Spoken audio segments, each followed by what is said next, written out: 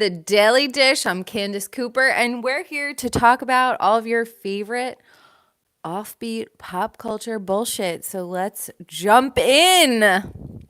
I made it. I'm here. I had had a long day, you guys. I've been up for a really long time. So you're going to have to excuse my shiny face. I'm going to have a little Starbucks water. Got my trusty notepad. And we're going to jump in. We're going to talk. We just have so much stuff to talk about. And it's like always running through my brain, all the things that I want to talk about. And it's like on the notes on my phone, notes on my notepad, notes in my dream journal, notes just everywhere.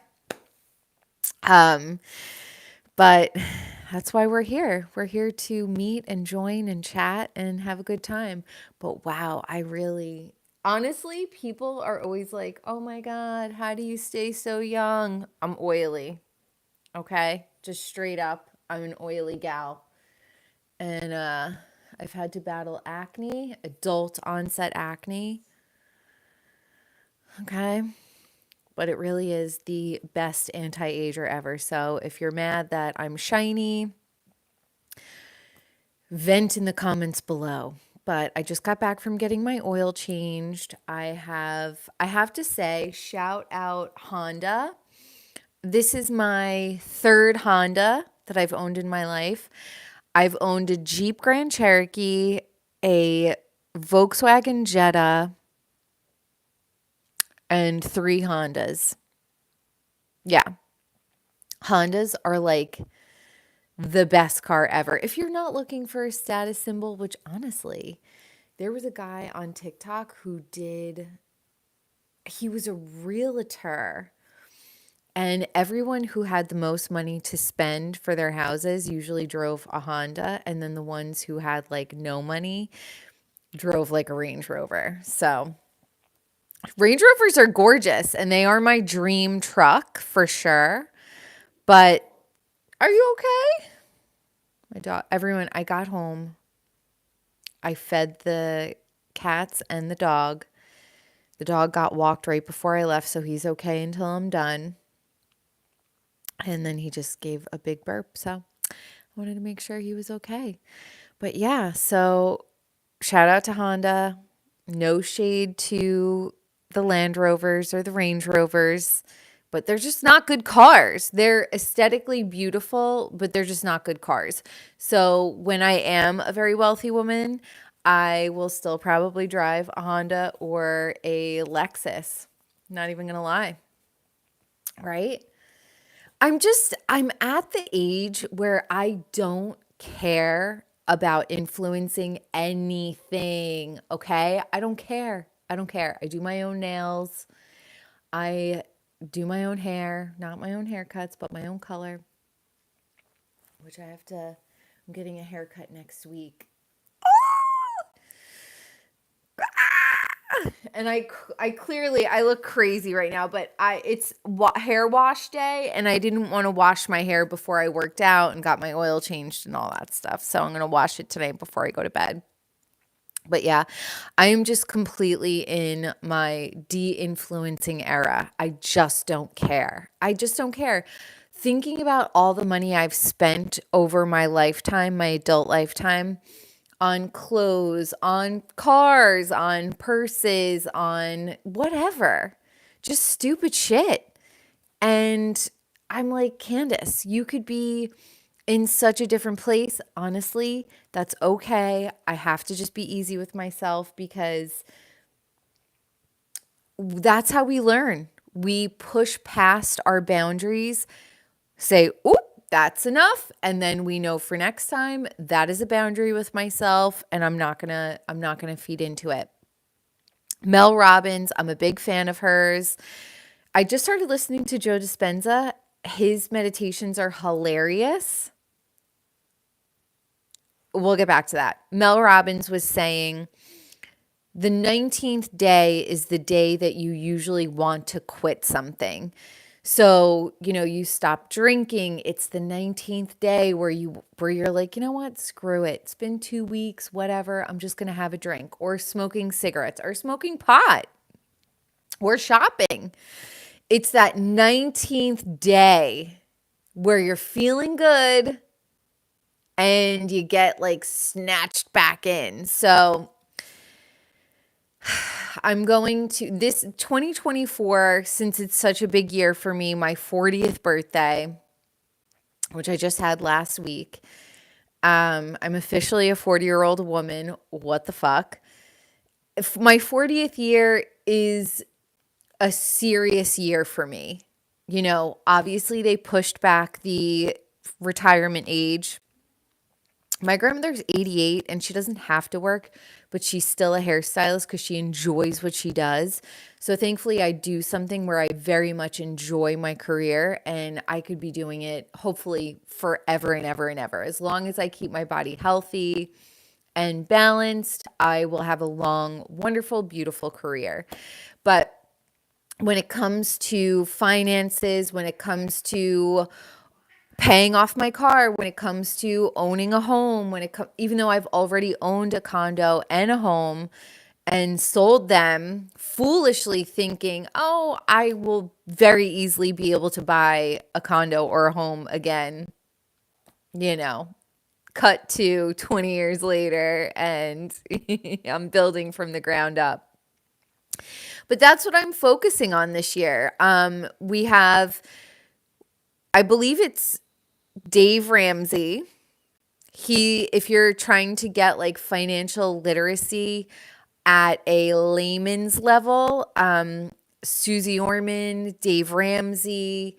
If you're looking for motivation, Joe Dispenza, Mel Robbins, those are my go-tos. For a long time, it was Gary Vee. Everybody was on the Gary Vee train for so long. Now I'm at a different point in my life.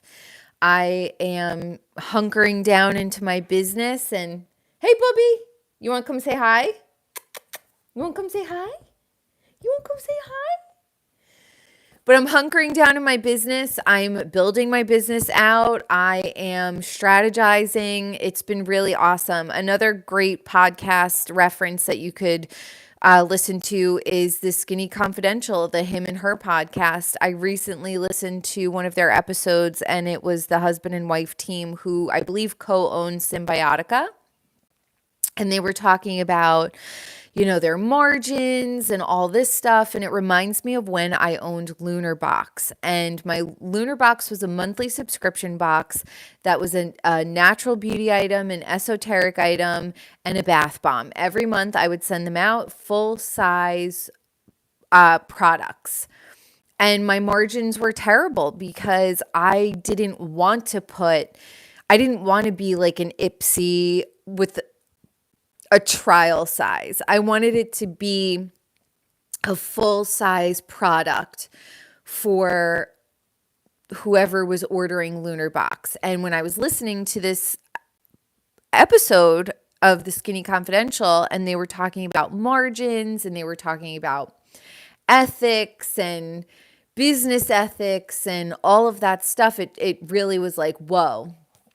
It took me back to owning Lunar Box and how I wasn't making a single dime off of Lunar Box for 2 years, 3 years, really, counting all the money and time and effort that I put in for a full year before I even launched the company. And I was like, oh, God, I had like PTSD from that, right? So now I'm yet again in business for myself again. And it's been 3.5 years I've been open. I'm nowhere near where I want to be. I went over my numbers the other day, and I need to triple my business in order for it to be truly profitable. So when I was listening to the episode of the Him and Hers podcast, the guy was saying, I'm blanking on the name, but you can go look it up. He was saying how his wife was, they were going over the numbers and they were like, the numbers aren't great. And they were going to start cutting back on certain things. And his wife said, we're going to throw all of it at advertising. And this is a great, this for any of my entrepreneurs or business owners who are struggling and it's year 3, it's year 4. Just know it doesn't click until year 7, 8, 9, 10, so just keep going. But what I decided to do was I decided to throw everything I have every week at advertising. I got 3 clients the first day that I advertised. And then I got a new client the other day. I asked her, how did you find me? And she said, Google. And I didn't run any ads on Google.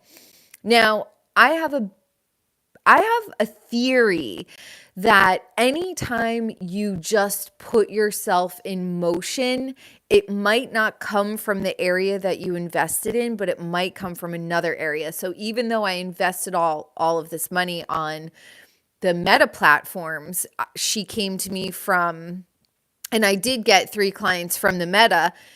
The other one came to me from Google. So it really is, take money to make money. I get it.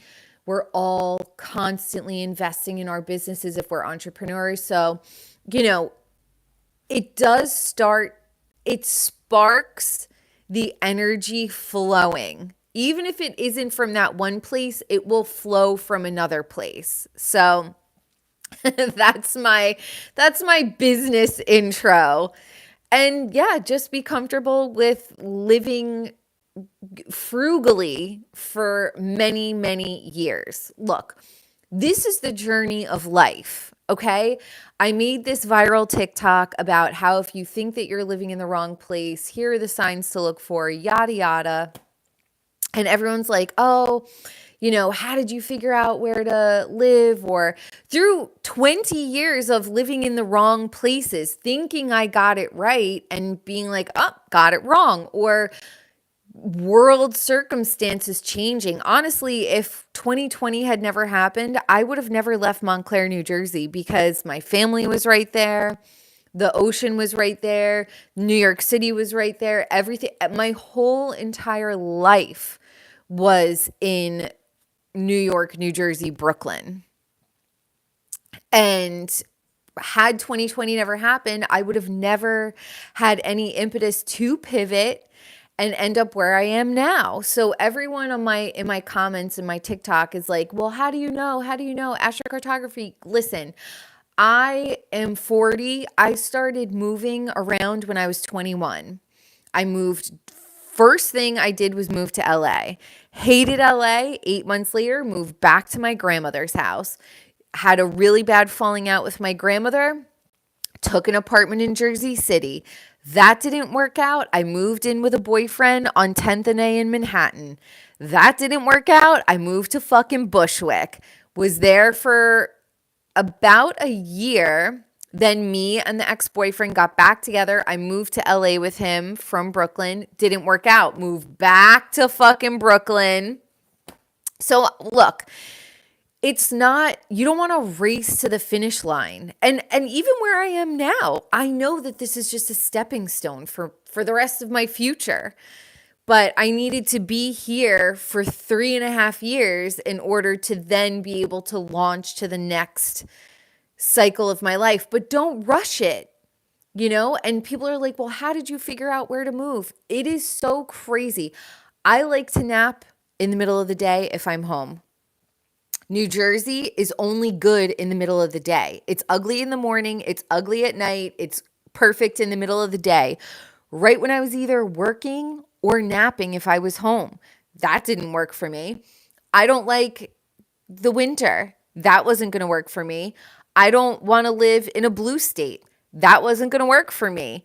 So it was politics. It was my day-to-day, what I wanted my day-to-day to look like. It was, do people invest in their hair where I am? It was so many different things. It was mundane, it was micro, and it was macro. So it was like, when do I like to nap during the day? And when is the nicest part of the day available to me? And all the way to politics. So you're not going to get it right on the first time, and if you do, oh my god, how lucky are you? And I think about it all the time, and how when I was a little girl I was so bummed about like not being accepted by the people in my town, and just felt like I didn't fit in there. And now as a 40-year-old,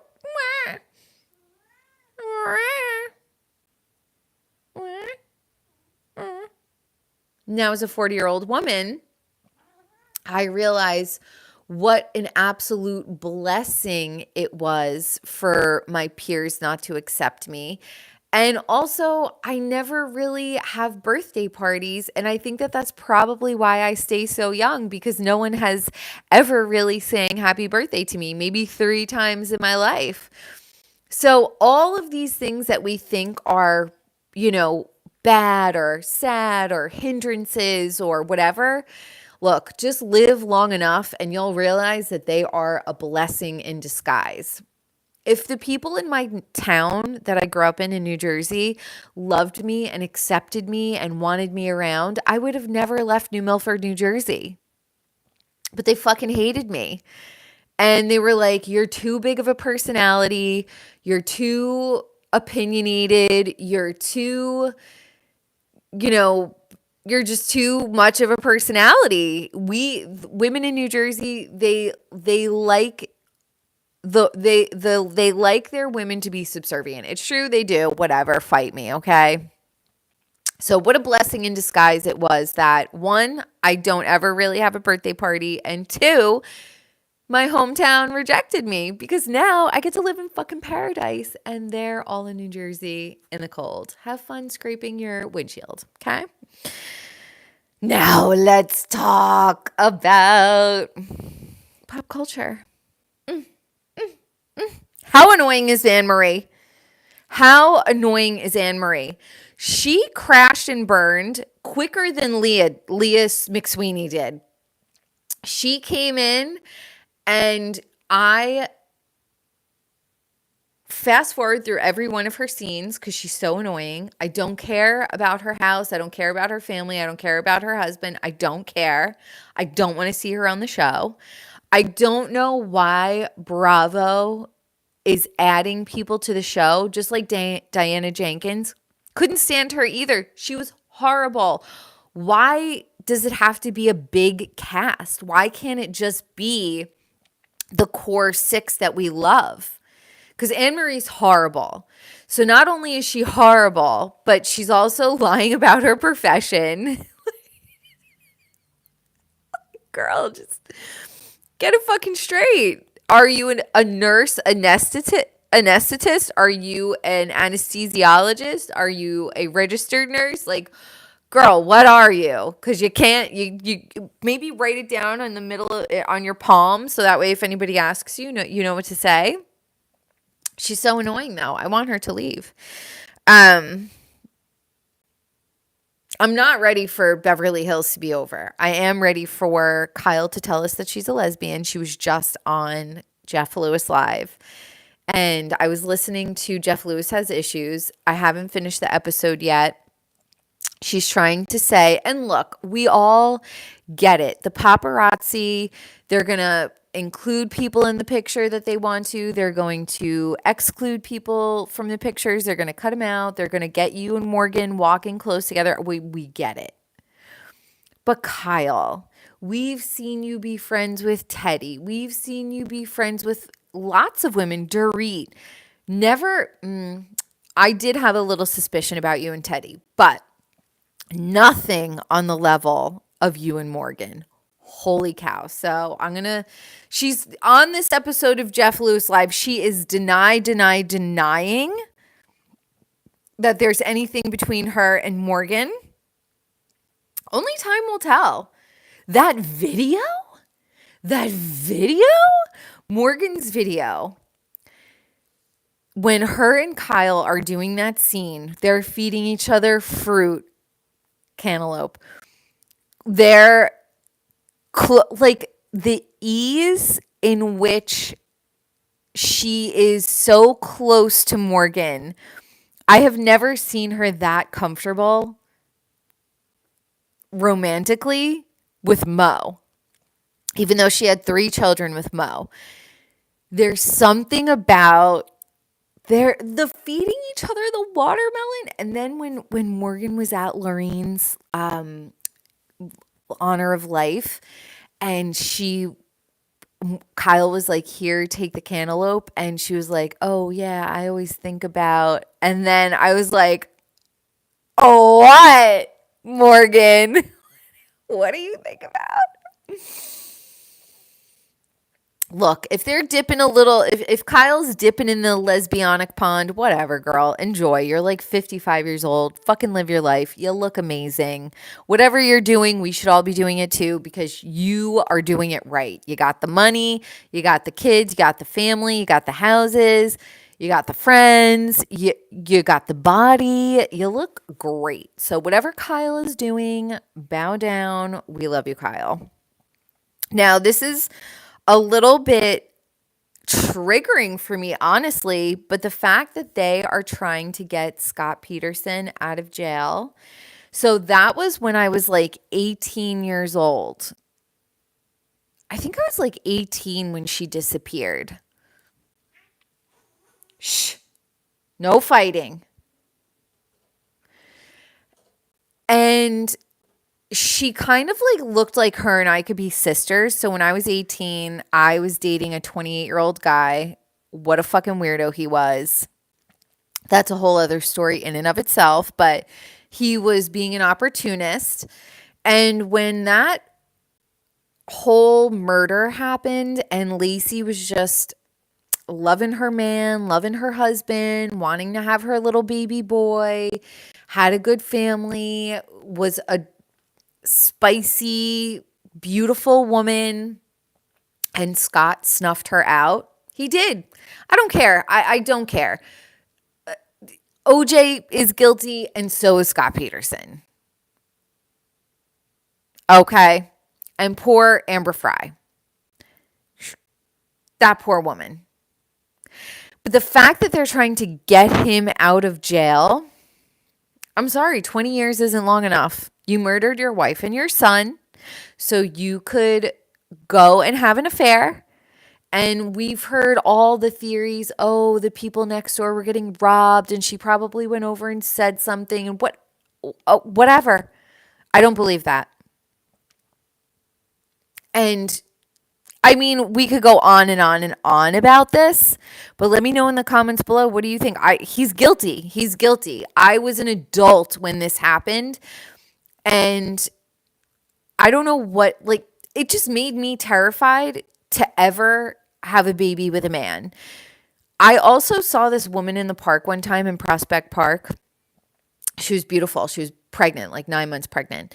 And I overheard her on the phone with her friend. She's like, yeah, he's so mean to me. He ignores me. He is just like, doesn't want to look at me or touch me or anything. And I'm looking at this woman and I'm like, she's a beautiful woman about to give this man a baby and he's being mean to her. And he's like, it's just, I don't think people really realize or understand how mean men are to women. And when you're pregnant and you're sick and you're compromised for 9 months, when I have the flu for 2 weeks, my world is rocked. Come here, baby. Now, 9 months? Okay? Crazy. But listening to that woman in the park, beautiful and pregnant, and listening to how her husband was being so derogatory and nasty to her, I was like, no, thank you. So, no. I just don't feel safe in this world to have children with these men. I don't. I think that women should be taught men are mean to us. They just are. And if you're pretty, they're going to be mean to you even more. And if you're smart, forget it. And if you're funny, forget it. And if you're smart, funny, and pretty, get a cat. Just get a fucking cat. Traitors. I watched the first season of Traitors. Cody, I have like a low-key crush on Cody. I know he's from New Jersey. Shout out Cody. He's very cute. And I'm sucked in. I'm sucked in mostly because the SAG strike and the writer's strike, we have nothing to watch. Okay, we've all watched Saltburn. We've all been talking about Saltburn. And now there's nothing else for us to watch. So we're watching Traders. And I'm on, I think, episode 2 or 3 of season 2. To be honest with you, I really just want to see MJ. And there's like 25 contestants right now. I don't care about them. I just want to see MJ. It's like certain people to me are like the best eye candy ever. Okay. Kyle, MJ, Jeff Lewis, Dorito Head. Like they're just some people that I could just watch all day long. And then there are some people where Anne Marie, I'm like, goodbye. Please edit her out. But it's good. It's entertaining. It's cool. I'm digging the castle in Scotland. Do you want to come say hi? Do you want to come say hi?